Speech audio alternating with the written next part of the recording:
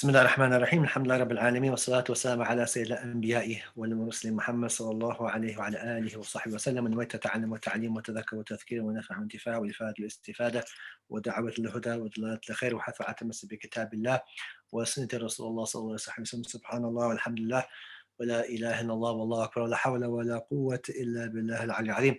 Okay, Bismillah. So we're on section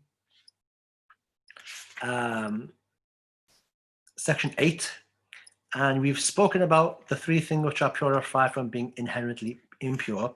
And then we went on to section 9, which is impurities, najasat. And then we spoke about how there are three types of impurities in terms and as far as what needs to be done in order to remove them. And there are three. Those which are heavy, those which are light, and the rest which are intermediate. And the heavy impurity is called heavy because it's things that come from a pig or a dog, or if there's moisture on either side and there's transfer of anything from the pig or the dog onto you, okay, then it's 7 washes, and that's why it's called heavy impurity, because there are 7 washes that need to be done before a person can pray on the garment that has been affected by the filth that has come into contact with the pig or dog. So that's the idea of the name, the connection of the name to why it's called heavy. As for light impurity is the urine of a male infant who has only been fed breast milk and has yet to reach the age of 2. Okay, and why is that called light impurity? Because sprinkling water is all that is needed, and intermediate impurity is the remainder of the impurities. As I mentioned in section prior, heavy impurity is cleansed by 7 washes. After removing the core of the impurity, one of the washes of the 7 needs to be with earth mixed with water. Okay, and obviously instead of earth, the Shafi'i scholars are of the opinion that soap or something of that nature can also be used. As for section D, light impurity is cleansed by sprinkling water upon the impurity after removing the core of it, which in this case is urine. And section 9D, intermediate impurity, is divided into 2 types. So into everything else other than that which comes from a pig or a dog or a male infant, everything else is divided into 2 impurities. So this is blood, alcohol, all the other type of impure feces, all the other impurities that you can think of fall into 2. Okay, that which is discernible and that which is indiscernible. Discernible means you can see it with the eye. Indiscernible, you can't see it. Okay, you cannot see it. So in this regards, this is what we're up to, and this is the vast majority of impurities other than the first 2.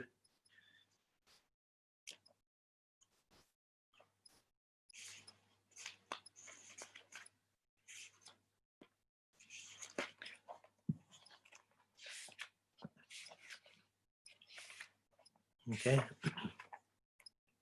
so that which is called Ainiya, that which has a loan, okay, a color or an odor, a smell or a taste to it. Okay, so therefore any filth that comes onto your clothes or onto your body that has a color, odor or taste, okay, فلا بد من إزالة لونها وريحها وطعمها. Therefore, you have to remove, as well as removing the core of the impurity itself, you also have to remove the color and the odor and the taste. Okay, should there be a taste, these 3 things have to be removed. As for that which is which is indiscernible, and as for the discernible impurity, like I've just mentioned, it is that which has color, odor, and taste. Thus, removal of these 3 traits is obligatory. So you have some kind of filth on your clothes, and it has an odor, smells, and it has a color, you can see it. And if you were to taste it, there'd be a taste there. Okay, then all 3 of those qualities need to be removed before you can pray in that garment. If you were going to pray in that garment, or if you have it on your body, You're not allowed to pray until all three qualities have been removed: smell, taste, and color. Smell, taste, and color. As for indiscernible, that which you can't see, is that which has none of these qualities. So there's filth there, okay? You know it's there, but there's no taste, there's no smell, there's no color. That's why it's called indiscernible. You know it's there, it's definitely there, but there's no color, there's no taste, and no odor. Therefore, what do? It suffices just to run water over it.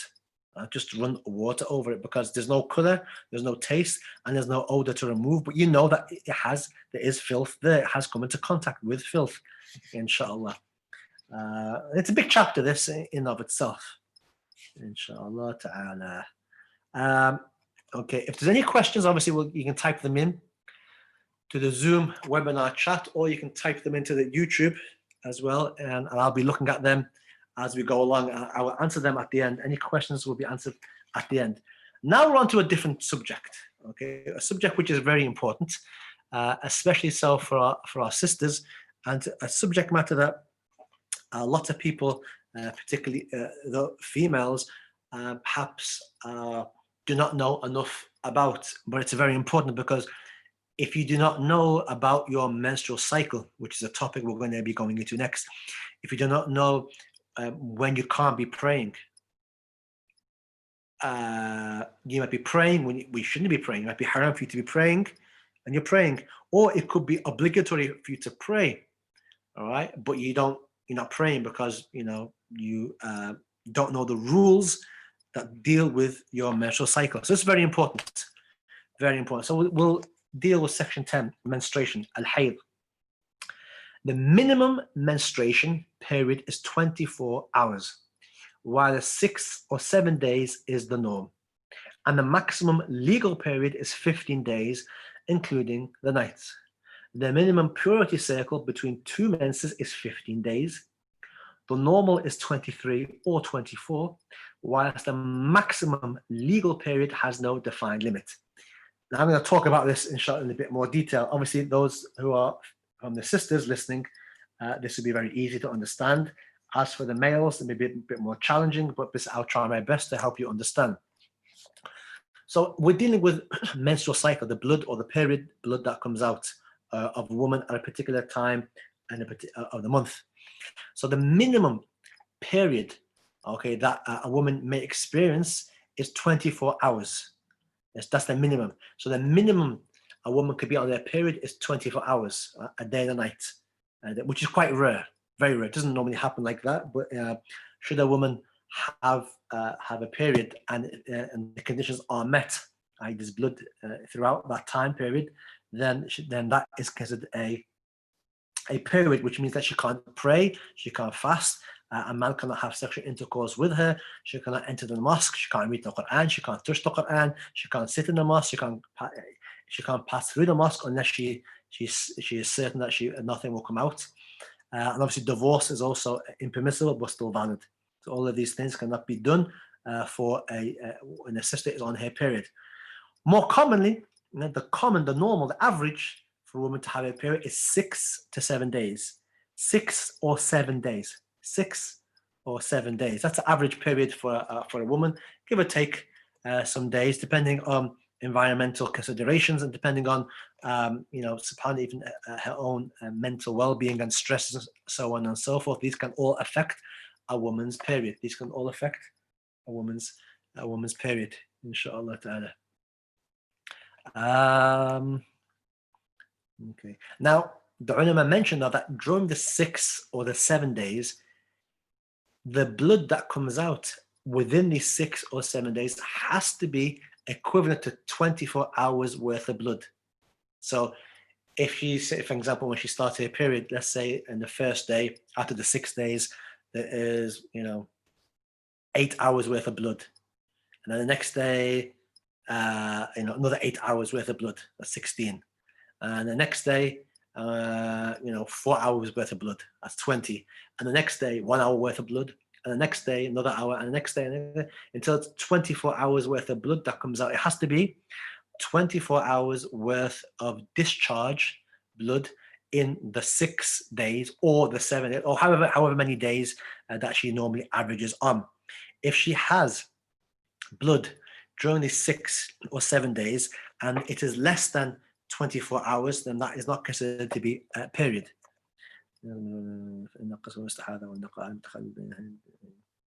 Okay, inshallah. Now, as for the maximum is 15 days. So the maximum a woman can be on her period is 15 days.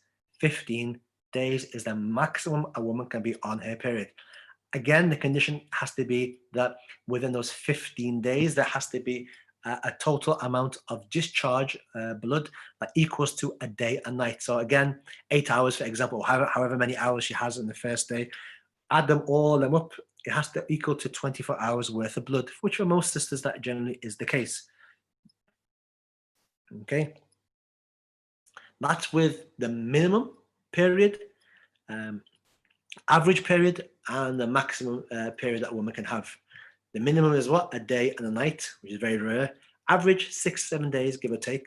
And the maximum is 15 days. Anything over 15 days has special rulings that are dealt with in other books.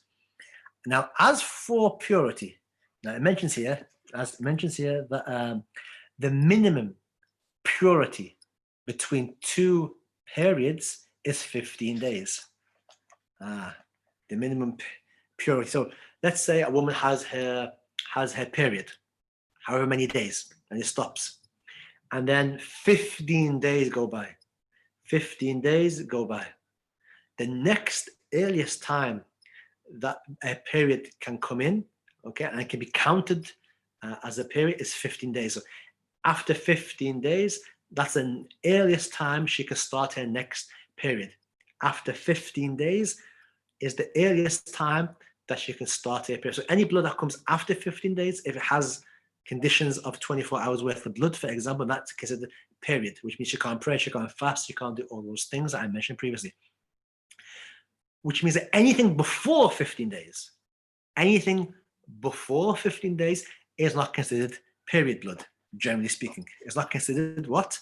Period blood. So the earliest opportunity a woman can have her next period after finishing off, the earliest possible opportunity is 15 days. So she'll have 15 days of purity. 15 days of purity. Inshallah ta'ala.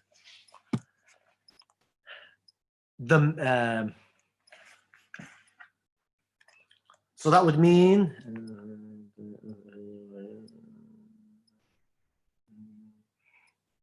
so for example, she could have 1 day period, she would have 1 day of period, and then 15 days later is her next period. Okay, and then she, for example, you have 1 day period, which is very rare, and then 15 days later is her next period. The more common situation is in terms of purity. Again, we are talking about purity, not period. Purity. The average purity is 24 or 23 days of purity. Okay, let's just pause on this to think about. Again, this is probably for the males more so than the females. Why is it 23 or 24? Well, we said that the average period for a woman is what? The average period for a woman is 6 or 7 days. So let's say a woman has 6 days period.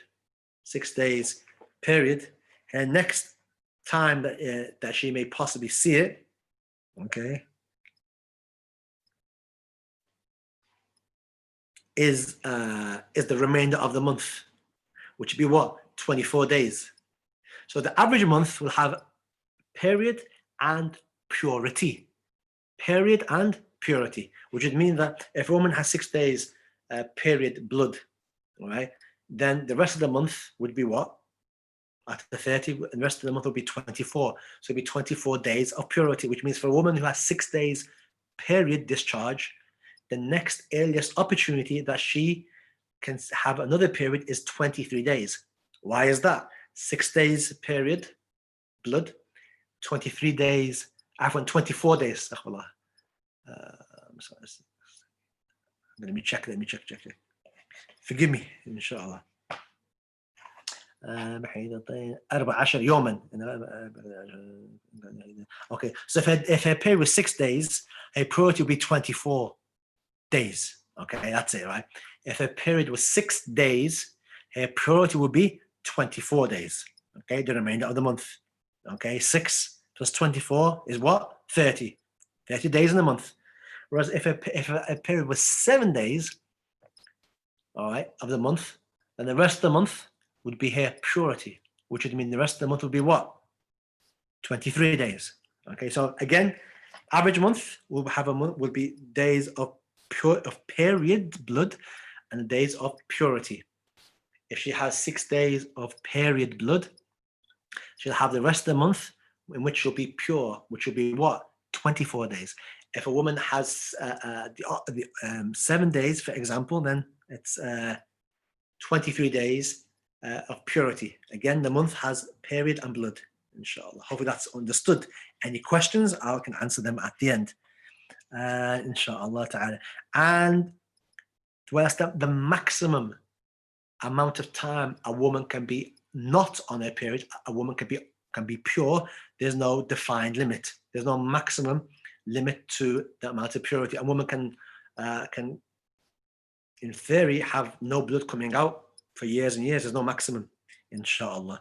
So now we've understood that the minimum period blood, the average period, and the maximum period. And then we've looked at the purities. The minimum purity is 15 days. Average is 24, 23, depending on the 6 or 7 days. And there's no maximum interval of purity, because it can go on for however long it takes. There's no maximum. Now we're going to talk about a thing called postnatal bleeding, dam nifas, postnatal bleeding, which is the minimum, and this is the blood that comes out after a woman's given birth. Okay, and this can, this is perhaps the longest time in her life a woman can not be praying, going for a long time. So this is the blood that comes out days after she's given birth. The minimum postnatal bleeding is a moment, medja, a moment of blood, and it stops. That is what? That is the minimum. Whereas the norm, the average is 40 days. That's 40 days worth of blood coming out over a 40-day period. That's her postnatal bleeding, dam nifas, which means for 40 days after giving birth, subhanAllah, no praying, no fasting, no reading the Quran with the intention of the Quran, no holding the Quran, no going to the mosque, and no sexual intercourse either. Inshallah, which is basically she has 40 days to recuperate and to look after her child and to adjust to life with a child. The maximum legal time for dam nifas, the postnatal bleeding, is 60 days.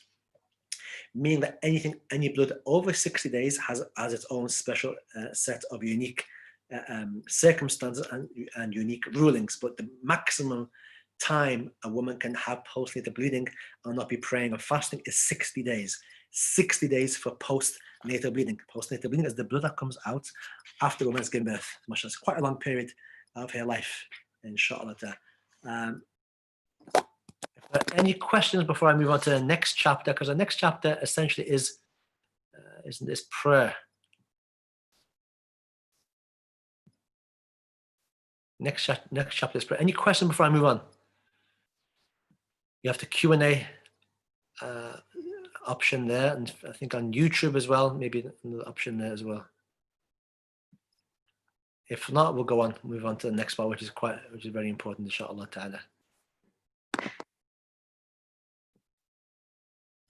All right, the next chapter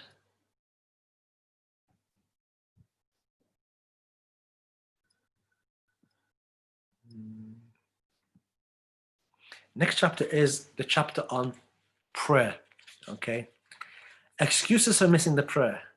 Believe it or not, there are times when if you were to miss the prayer, then it is not sinful. Still have to make it up, but it is not sinful. So generally there are two circumstances or two excuses for missing prayer. The first is sleep. Okay, and so if somebody was to sleep before the time of the prayer comes in, and then sleep overtakes him, and he wakes up after the prayer time has left, then his sleep is excused. Okay, his sleep is excused, okay, because his intention was to get up and pray, but the sleep overcame him. This can be, sometimes people can sleep, and obviously we should not be sleeping after the time of the prayers come in unless we pray. Okay, that's not a good thing to be doing. All right, but if you were to pray, if you were to sleep before the prayer time was to come in, and the sleep was very deep, and you overslept, and you went, and the time for the prayer came and went, then then it's not sinful, it's not haram. However, you'd have to make up the prayer.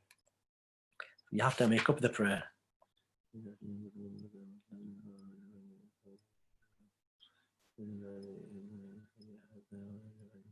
Okay, but the prayer has to be made up.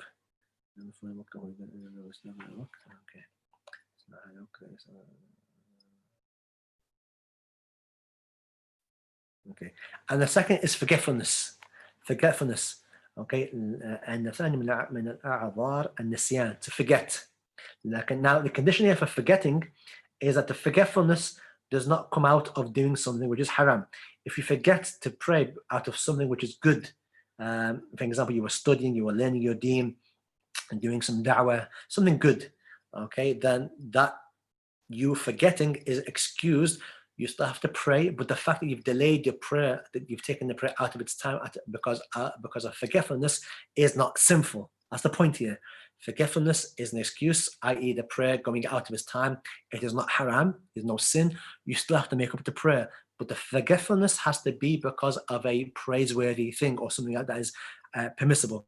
If you forgot because you were doing something haram, okay, then obviously you delaying the prayer outside of its appointed time is also haram, and you have to make up the prayer either way. But the idea that forgetfulness born out of something which the Sharia deems as not permissible is haram, whereas the opposite is true.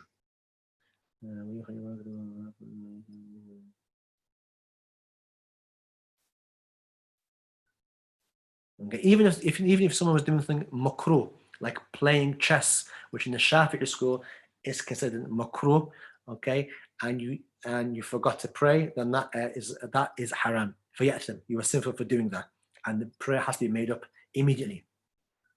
As for now, moving on, as for the conditions of the prayer, the conditions of the prayer are many, and he's put in the Safina the 8. The first is to be free from major and minor impurity, طهارة الحدثين. In other words, the person has to be in wudu. The person has to be in wudu. كون المصلي طاهرا من الحدثين الأصغر والأكبر.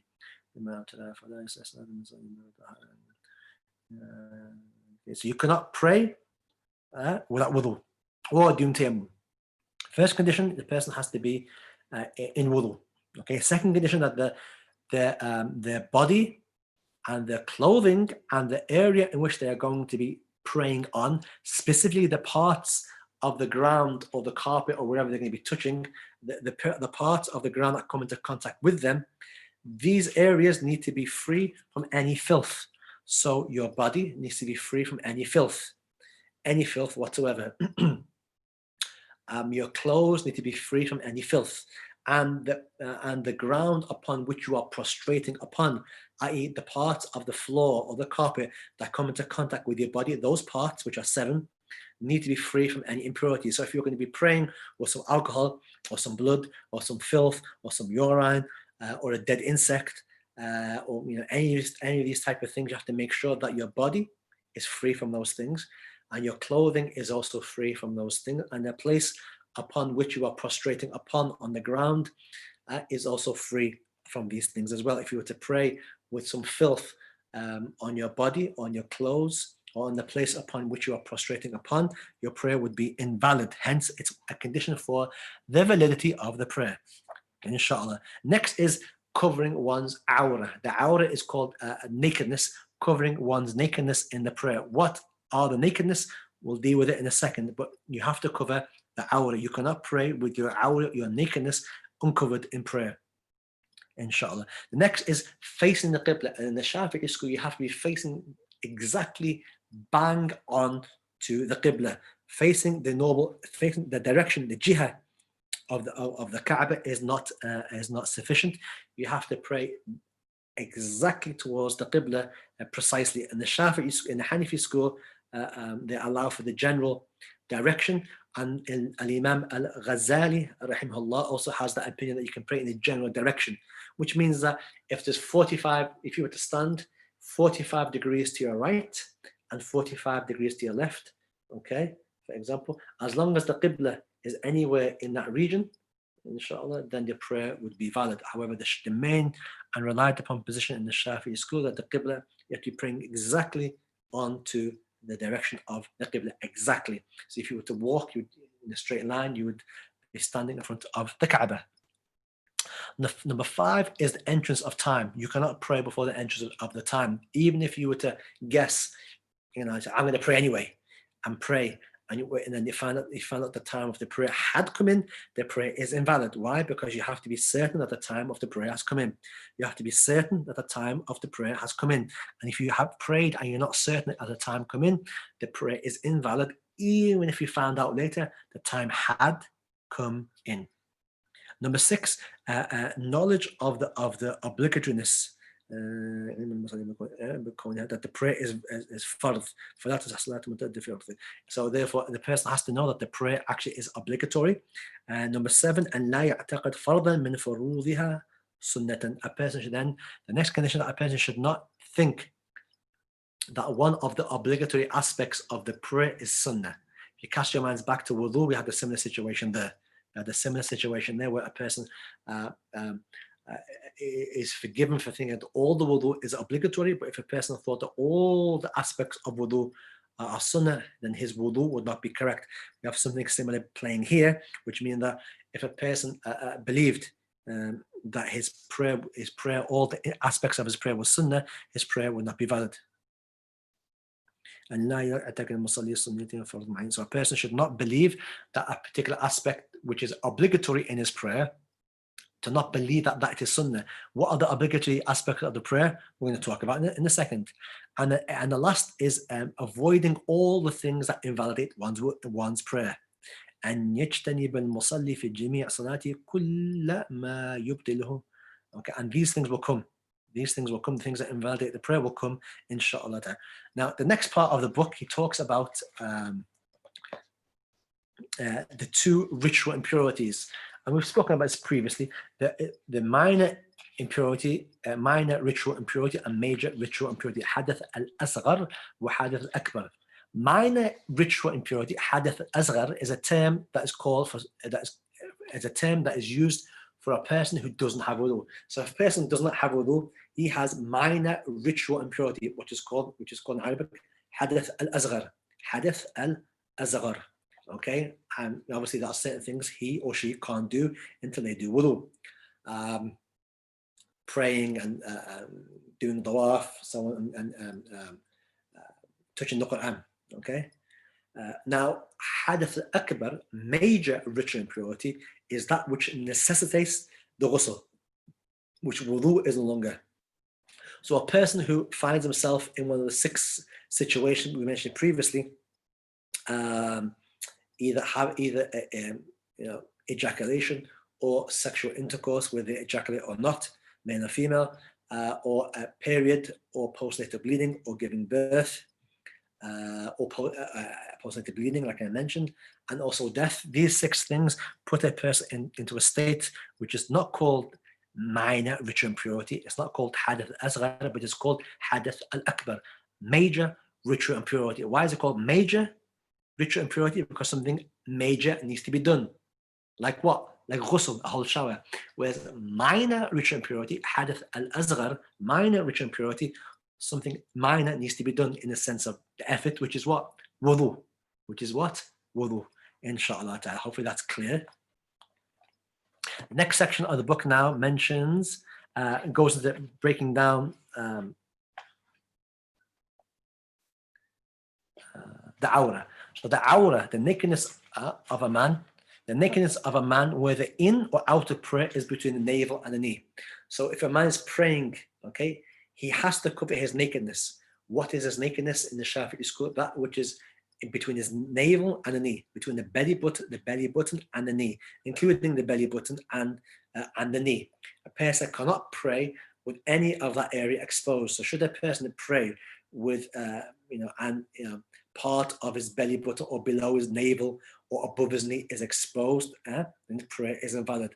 That has to be covered. Now, that doesn't mean you walk into a mosque wearing, just shorts that cover from your belly button to your knee. Obviously, there's a whole sunnah, but the point is that should a person pray, and the only thing that is covered is between his navel, it's between his navel and his knee, then that would be sufficient. His prayer would be valid. His prayer would be valid. That's for a man. For a man. The nakedness of a man, whether in or out of prayer, is between the navel and the knee. The nakedness, though, of a woman in prayer is a whole body, except for what? The face and the hands in prayer. The face and the hands in the prayer in the Shafi'i school, okay, need to be uncovered. The face, so a woman cannot pray in the Shafi'i school with niqab. Woman in salah, she'd have to uncover, because part of the forehead you have to touch the ground, and also her hands as well. Also the hands. The nakedness, for the nakedness of a woman in prayer is a whole body except face and hands. Except face and hands.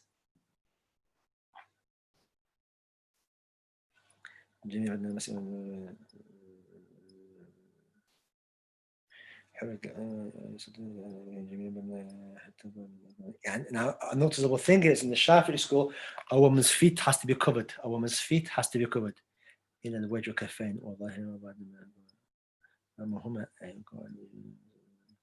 Okay, inshallah ta'ala, that's in prayer. The nakedness of a woman in a company of strangers is her entire body. In the Shafi'i school, the strongest position is that a woman, if she's around males who are not related to her, her whole body needs to be covered, which means even her face and hands, and there's a stronger proofs for that. However, there's another opinion that says a woman's awra or nakedness around other men is similar to that of her prayer, which means her face and hands can be exposed. In other words, a woman does not have to wear niqab in the Shafi'i school on that opinion, although the strong opinion is that she would, inshallah. In the remaining time, I'm going to move on to something very important, which is the obligatory aspects of the prayer. And then I'll answer the questions. No doubt there's some questions. So now we're going to be looking at what aspects of the prayer are obligatory. Number one, okay, the intention. You have to have the intention in the na'mal biniyat, and the intent. And as we mentioned, the intention has very specific conditions to it, which we'll talk about, inshallah. So these things, 17 things you need to observe in your prayer. If your prayer has everything else but is missing one of these 17 things, your prayer is invalid. Your prayer is invalid. Number one, the intention. You have to have the intention. Number two, saying Allahu Akbar.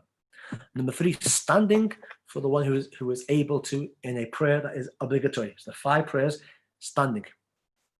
Reciting the Fatiha with the Bismillah. Bowing and remaining therein.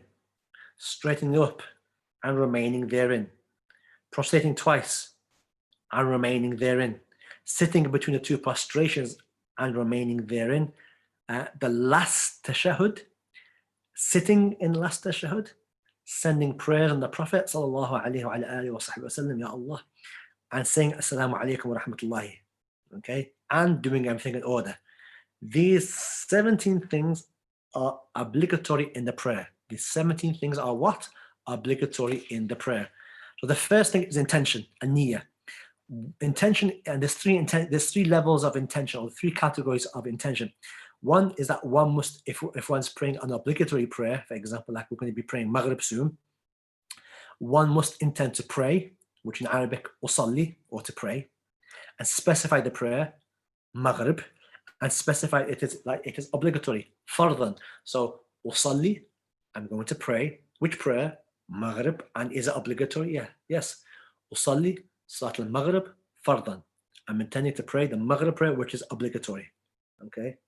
Intending to pray, stating which prayer it is, and it being obligatory. These 3 aspects need to be present in the intention whenever you pray a prayer that is obligatory, and that intention has to coincide with when one says Allahu Akbar. So when somebody says Allahu Akbar, the intention has to be in the heart. I'm intending to pray the Maghrib prayer fardan. So if a person said Allahu Akbar and there was nothing in his heart, like me just then, there was nothing in my heart, and and I was to pray, that would be incorrect. The intention has to be present in one's heart. When one is saying Allahu Akbar, which is why the ulama allow for uh, uh, you know the prolonging of the takbir, Allahu Akbar. Not too long, but long enough, subhanAllah, for most people to be able to get in the niyyah. It takes time, but with practice, inshallah, people get that, inshallah. Number two, intention is when one must intend to pray and specify the prayer if the prayer is designated as supererogatory prayer. So something which is a sunnah prayer, the 2 rak'at before Fajr, or the 2 rak'at after Maghrib, or the 2 rak'at before Dhuhr, and so on and so forth. These, if you're going to do a sunnah prayer, one must intend to pray, usalli, I'm intending to pray, and then specify the prayer, the sunnah. Okay, if the prayer is designated supererogatory, such as the sunnah prayers which precede and follow obligatory. So, if, for example, usalli a sunnah, I'm intending to do sunnah. I'm intending to do the sunnah, inshallah ta'ala.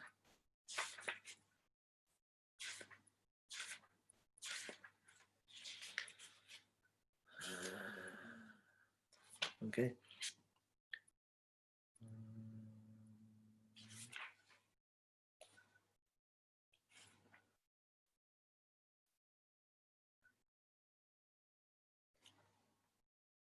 Yeah.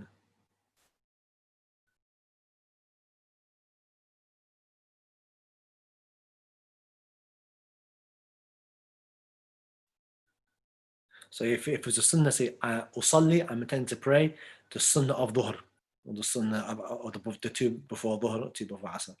And the next there is, if someone was praying a 2 rak'at that has just nafil, 2 rak'at that has no connection to any particular prayer or any particular circumstances, then one just says usalli, to intend to do the act itself. So the most important one there to bear in mind is the first one, which is the obligatory prayer, which is you have to intend to do the prayer, usalli.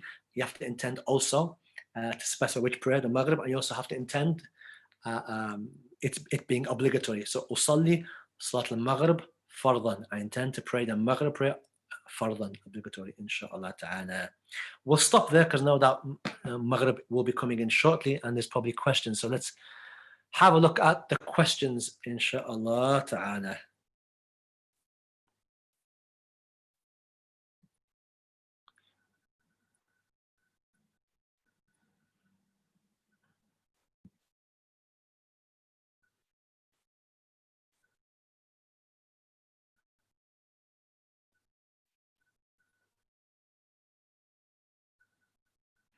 Okay, if you are not doing something praiseworthy, no haram mukra is what I make. Okay, if you are not doing something praiseworthy, no haram or makruh, is it simple to not make? Is it simple to not make due to forgiveness? No, visiting family is praiseworthy. Silat al-Rahim, visiting family is praiseworthy. Or friends, if it's for a good intention, that's praiseworthy. That's something that is definitely praiseworthy. Or being absorbed in your work, as long as your work is something which is good, not something which is haram, because your work is providing for your family, right? Your work is providing for your family. So if you absorbed in that, then inshallah that wouldn't be a haram thing. Unless your work was haram, then that would be problematic. That would be problematic, inshallah. So all those things you mentioned are praiseworthy. And in terms of being absorbed in your work, you could argue that working is obligatory because you have to provide for your family, which is the nafaqah, which is obligatory, inshallah. But obviously, keep an eye on the time. Keep an eye on the time. If after relations with one's husband, I find that liquids are in my body and I wait and perform ghusl, after performing ghusl, some comes out, does it require another ghusl? Okay, it is a good question. This is a interesting question, inshallah, which I will attempt to answer.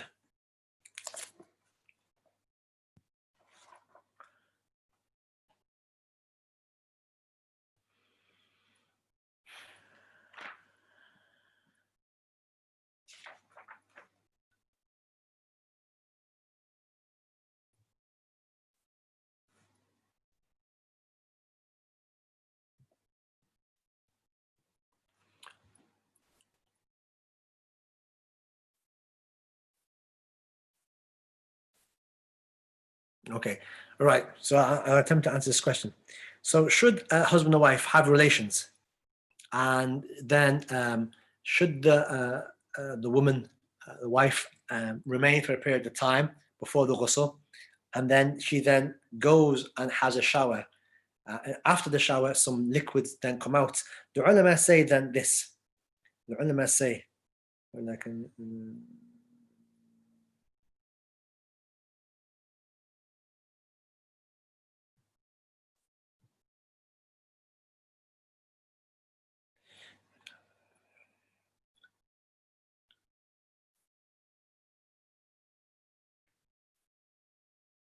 yeah, if you what it says that if a woman um, has been sexually aroused and has her needs met there, and then she has a shower, and then and then afterwards some liquid comes out.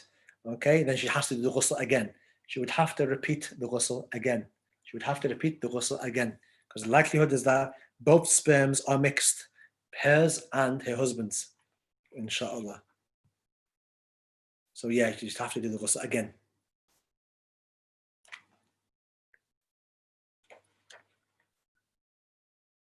Mm. Yeah.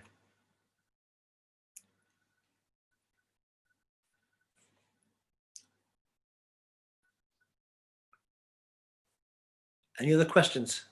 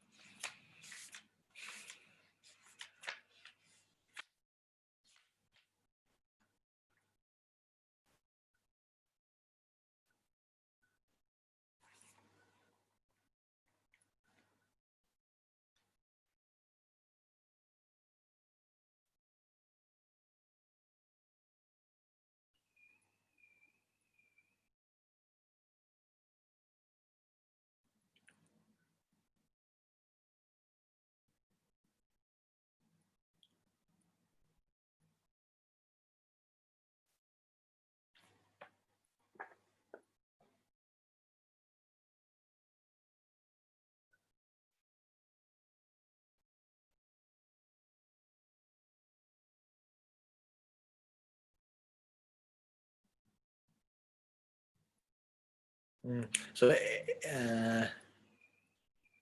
it says here that if um, if she's saying that the sperm, if the male sperm that comes out of it is his and not hers, okay? If it's his, ثم اغتسل فخرج منها مني, she has a shower and then her husband's sperm comes out after the shower, فلا يجب عليه الغسل.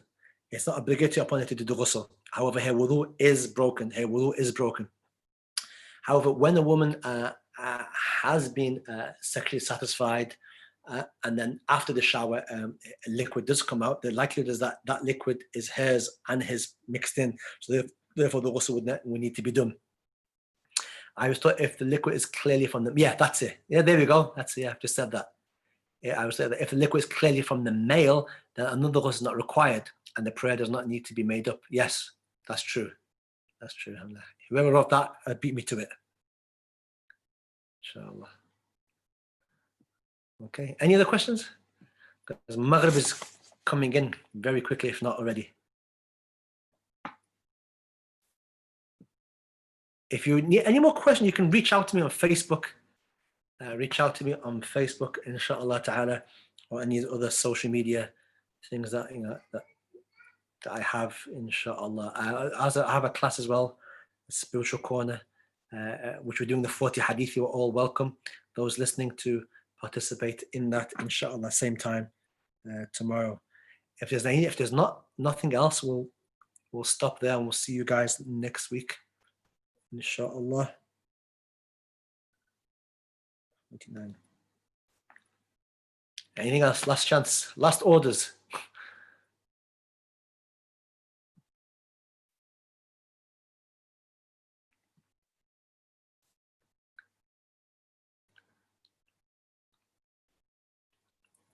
Khair, inshallah. Hopefully that last question has been clarified.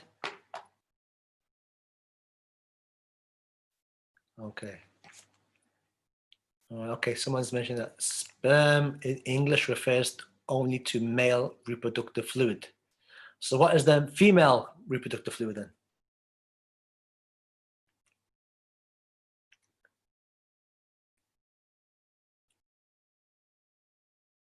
But I imagine you meant sperm. Yeah, when I meant sperm here, male and female reproductive fluid. Yes, male and female reproductive fluid. That's correct. Inshallah. Khair. MashaAllah. We'll end the Barakallah fikum recite the Fatiha. أعوذ بالله من الشيطان الرجيم بسم الله الرحمن الرحيم الحمد لله رب العالمين الرحمن الرحيم مالك يوم الدين إياك نعبد وإياك نستعين اهدنا الصراط المستقيم صراط الذين أنعمت عليهم غير المغضوب عليهم ولا الضالين آمين. One of my doctor friends has says that for the female, the correct term is vaginal fluid. That's the correct medical term, inshallah. Hopefully I remember that. So male sperm is sperm, and for the female it's vaginal fluid. So if vaginal fluid was to exit after a woman has had the shower, chances are then that's obviously she'd have to do the ghusl again. If it was the male and she's certain, then the ghusl will not need to be done again if that happened after. If the sperm exited her after she had the ghusl, she will not need to do the ghusl again. Inshallah. Jazakumullah khair. See you guys next week. Thank you very much. Please keep me in your du'as. Barakallahu feekum. Assalamu alaikum wa rahmatullahi wa barakatuh.